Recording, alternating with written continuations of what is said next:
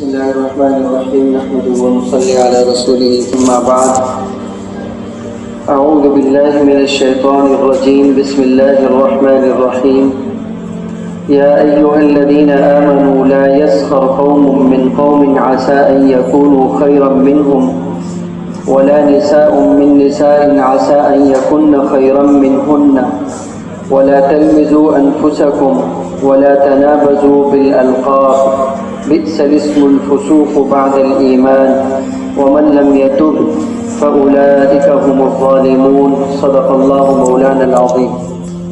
قابل سمع کرام بھائیو اور بزرگوں، ہماری آج کی گفتگو کا موضوع ہے احترام کیجیے اور احترام لیجیے.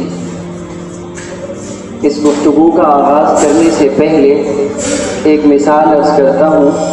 ہندوستان کے ایک نواب صاحب تھے جنہوں نے اپنے باغات کے پس پشت ایک نرسری بنا رکھی تھی، اور اس کو کوئی ایسا قابل آدمی نہیں ملتا تھا جو اس نرسری کی دیکھ بھال کر سکے.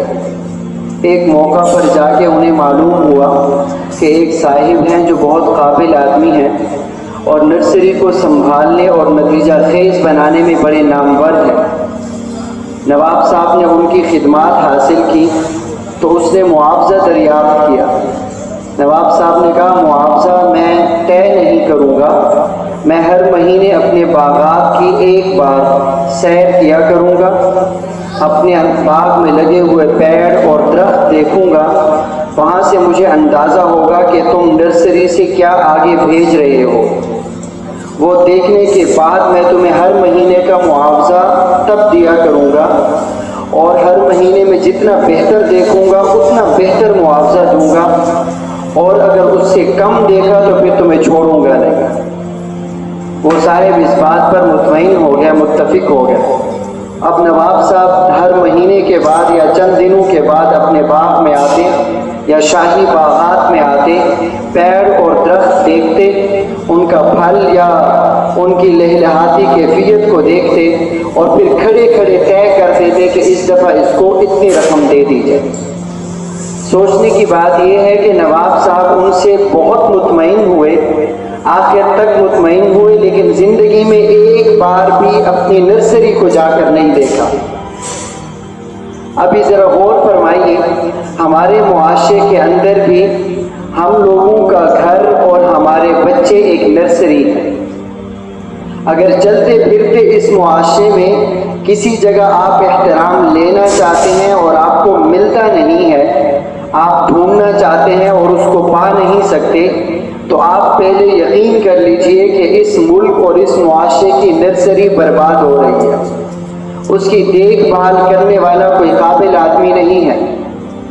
احترام چاہتے تو ہم سب لوگ ہیں، مگر احترام مسلسل دیتے رہنا یہ ایک دفعہ کا عمل اور ایک مہینے کی محنت نہیں، یہ خصلتوں کی پیداوار کی ایک نرسری ہے، اور یہ ہر صاحب کو دے دی گئی.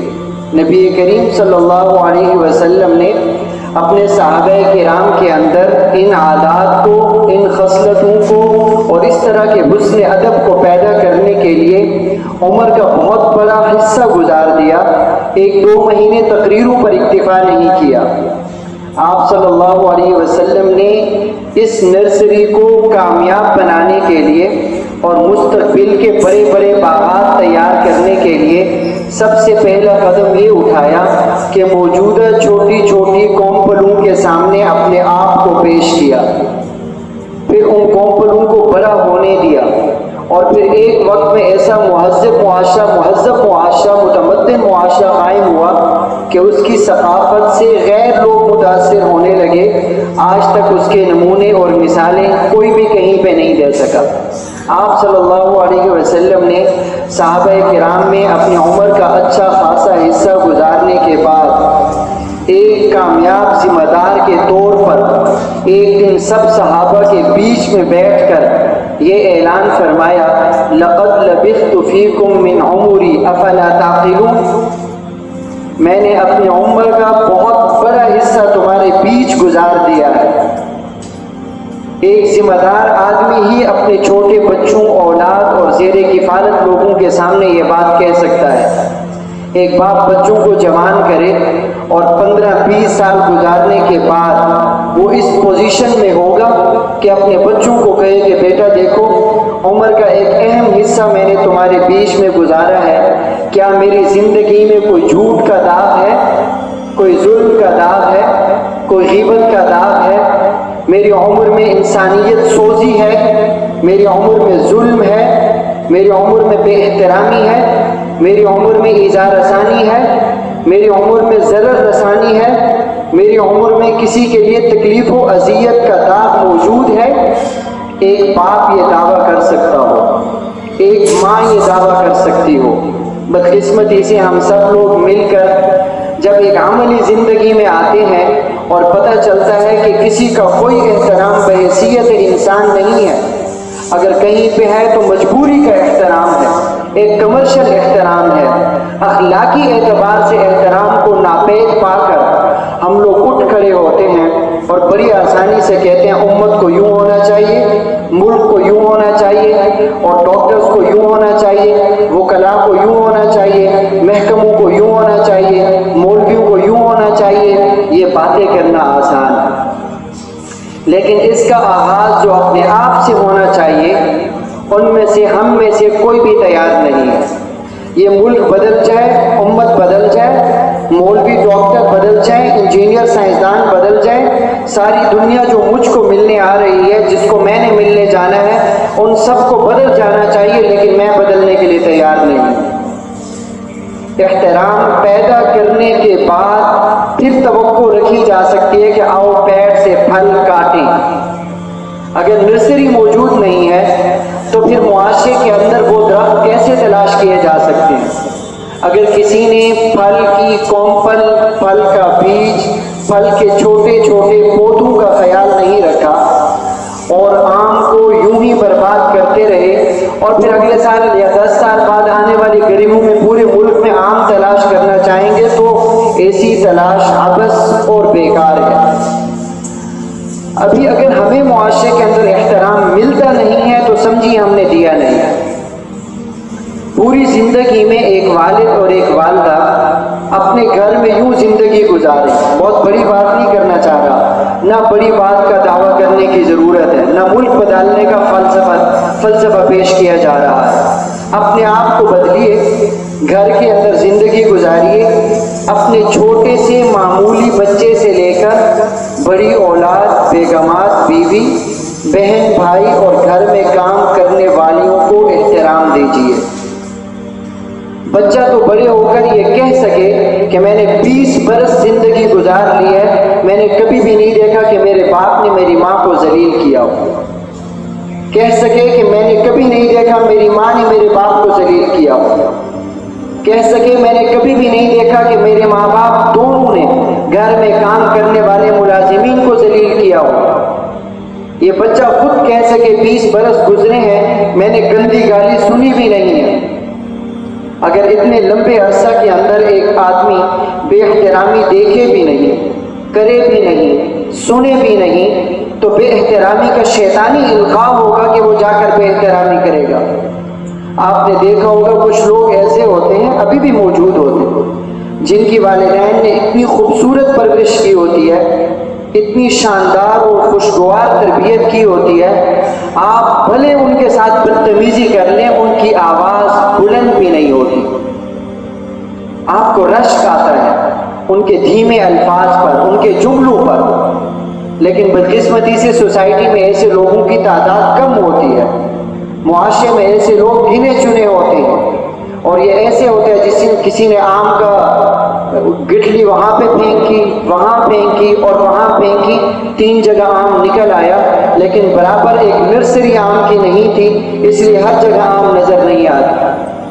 ہر جگہ اولاد کے اوپر یہ محنت کرنے کے نتیجے میں احترام کیجئے یعنی نرسری لگائیے، تاکہ پھر احترام لیجئے یعنی اس پھل کو کاٹیے۔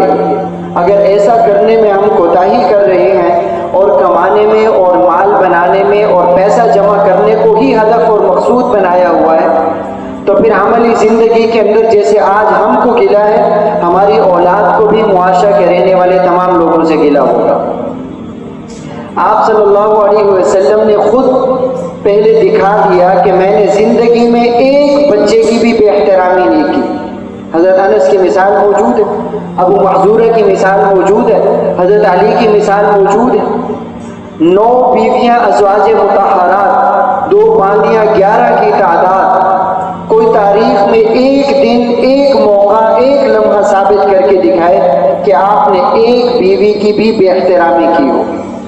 اختلافات ہوتے تھے، بیگمات کے اندر جھگڑے کی کیفیت پیدا ہوتی تھی، ازواج مطہرات کے آپس میں ناراضگیاں ہوتی تھی۔ قرآن پاک نے ان ناراضگیوں کو ذکر کیا ہے۔ سورہ تحریم کا آغاز دیکھ لیجئے، 1 ماہ تک آپ صلی اللہ علیہ وسلم اپنی ازواج مطہرات سے دور ایک بالا خانے میں رہے۔ ان تمام تر حالات اور کیفیات کے باوجود یہ بات کیوں نہیں ملتی کہ آپ نے کسی ایک بیوی کی بے احترامی کی ہو؟ جوان بڑی آسانی سے کہہ دیتا ہے کہ بیگم کے ساتھ انڈرسٹینڈنگ نہیں ہو رہی، ہوگی بھی کیسے؟ میاں بیوی کی طبیعت میں لو اور دو کے ساتھ زندگی گزرے گی۔ ہمارے یہاں انڈرسٹینڈنگ کا مطلب کیا ہوتا ہے؟ جو میں کہوں وہ 100% مانے اور وہ مان نہیں رہی۔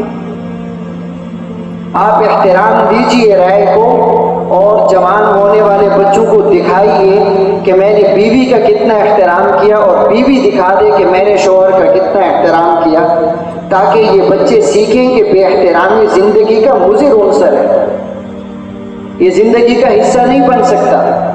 نبی کریم صلی اللہ علیہ وسلم نے اپنی ازواج مطہرات، بچوں کے علاوہ اپنے ملازمین، خادمین میں بھی کسی کی بے احترامی نہیں کی، انسانیت کا احترام سکھایا۔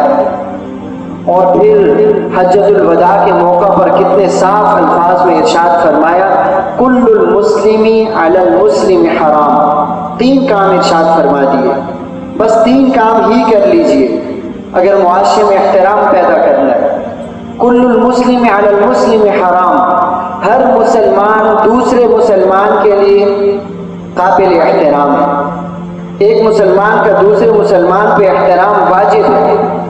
دمہ ومالہ وعرضہ، 3 چیزوں کا خیال رکھیے، اس کی جان کا خیال رکھیے، اس کی مال کا خیال رکھیے، اور اس کی عزت کا خیال رکھیے۔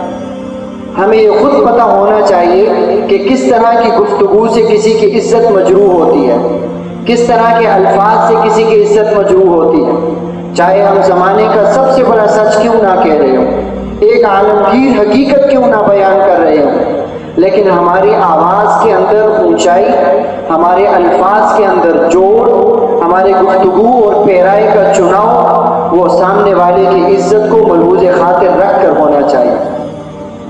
بعض لوگ جب کبھی سچ بولتے ہیں، بلکہ ہمارا اکثر حصہ، ہمارے معاشرے کا اکثر حصہ، ان کا سچ گرج کے بغیر ہوتا ہی نہیں ہے، ان کی بات چلانے کے بغیر ہوتی ہی نہیں ہے، بڑی معذرت کے ساتھ چیخنے کو اپنا روب سمجھا جاتا ہے، چیخنے کو اپنا مقام سمجھا جاتا ہے، اور اپنا کانفیڈنس سمجھا جاتا ہے کہ میں چیخ کر بات کروں گا، چلا کر بات کروں گا، میں بڑا آدمی ہوں۔ نبی کریم صلی اللہ علیہ وسلم سے بڑا کون ہو سکتا تھا؟ آپ نے پست آواز کو اپنی شان ارشاد فرمایا ہے، اور بڑی آواز کو، اونچی آواز کو، چلائی اور چیختی آواز کو قرآن پاک نے گدھے کی آواز قرار دیا ہے۔ ہمیں یہ خود دیکھنا چاہیے کہ احترام دیں گے کیسے۔ مسلسل احترام دینے والے کو احترام ملنا شروع ہو جاتا ہے۔ اپنے ارد گرد نظر دوڑائیے، جن صاحب کی آواز کبھی اونچی نہ ہوتی ہو، جو کبھی کسی کو دور سے اوئے کر کے نہ بلاتے ہوں، جو اپنی گھر کی خادمہ کو گالی نہ دیتے ہوں، دکاندار کے پاس کام لینے جائیں تو لائن کا اور قطار کا انتظار کرتے ہوں، چلنے کے لیے ٹریفک سگنلز کا دھیان رکھتے ہوں، اپنی سوسائٹی کے گارڈز کو عزت کے ساتھ ملتے ہوں، ان کا خیال کرتے ہوں، خوشیوں میں شریک کرتے ہوں، یہ احترام دے رہے ہیں۔ آپ نوٹ فرمائیے کہ یہ گارڈز مل کر، محافظین مل کر، کام والے مل کر ان صاحب کی تعریف کر رہے ہوتے ہیں، اس لیے نہیں کہ انہوں نے پیسہ دیا تھا، اس لیے کہ انہوں نے عزت دی ہے۔ جہاں ہم صاحبوں کو کہیں چیخنے چلانے کا موقع نہیں ملتا، بیگم کے سامنے، بچوں کے سامنے کل آدم ہو جاتے ہیں، بوڑھے ہو جاتے ہیں، ہم سے کوئی کسی کی غرض وابستہ نہیں رہتی، تو ہم کہاں آواز بلند کرتے ہیں؟ معاشرے کے مظلوم ترین لوگوں پر آواز بلند کرتے ہیں، کام کرنے والوں پر، محافظوں پر، گارڈز پر، چوکیداروں پر، یا پھر مسجد کے مؤذن صاحب پر، قاری صاحب پر، مولوی صاحب پر۔ یہ تو چلو ہیں ہی، یہ تو ہیں ہی غصہ نکالنے کے لیے، ان پہ تو نکال لینا چاہیے، اور ان کو تو تھوڑا سا نبوی اخلاق کا حصہ ملا ہوتا ہے، یہ چپ ہی رہیں گے، مگر گارڈز پہ نہ نکالیے، کام والوں پہ نہ نکالیے، خادماؤں پہ نہ نکالیے، خادمات پہ نہ نکالیے۔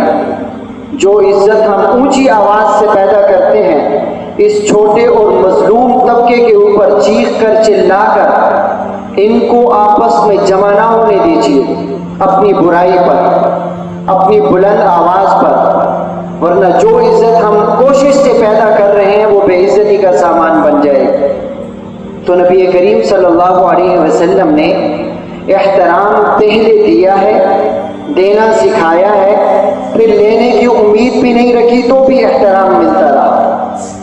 خود آپ صلی اللہ علیہ وسلم کے ساتھ بہت سارے مواقع ایسے ہیں جو ہمارے لیے سبق آموز ہیں۔ ہمارے دلوں میں یہ خیال آ سکتا ہے میں مسلسل احترام کرتا ہوں لیکن لوگ سمجھتے ہی نہیں ہیں، زیادہ عزت دوں تو سر پہ چڑھتے ہیں، یہ ہمارا لفظ ہے، بہت غلط ہے۔ دیکھیں، احترام دینا یہ الگ بات، عزت دینا الگ بات ہے، غفلت پہ ڈانٹنا یہ الگ بات ہے، اور ڈانٹیے، سرزنش کیجیے اپنی بچوں کی، اپنی بیوی کی، اپنے کام والوں کی، لیکن خوب احترام کے بعد ڈانٹنے والے کے بارے میں برائی نہیں۔ ماتحت کے دل میں خیال آتا ہے کہ یہ میرا مخلص ہے، میرے دل سے اور میرے اندر سے برائی کو نکال رہا ہے، مجھے بڑا بنا رہا ہے، مجھے اخلاق کا زندگی گزارنے کا، کام کرنے کا تجربہ دے رہا ہے۔ اگر آپ آداب کے ساتھ سرزنش کریں گے تو لوگ شکر گزار ہوں گے، اس لیے ان دونوں باتوں کو مکس نہ ہونے دیجیے۔ عزت دیتے دیتے سرزنش اگر چھوڑ دیں گے تو پھر سر پہ چڑھیں گے، لیکن آپ سرزنش کو، ڈانٹ کو، عزت اور احترام کو جمع کیجئے اور پھر اپنے آپ پر کنٹرول کیجئے۔ اگر اپنے آپ پہ قابو آ گیا تو زبان سے بے احترامی نہیں ہوگی۔ انتہائی غضب اور غصہ کی حالت میں سرزنش اور ڈانٹ کا نتیجہ یہ بے احترامی ہوتی ہے۔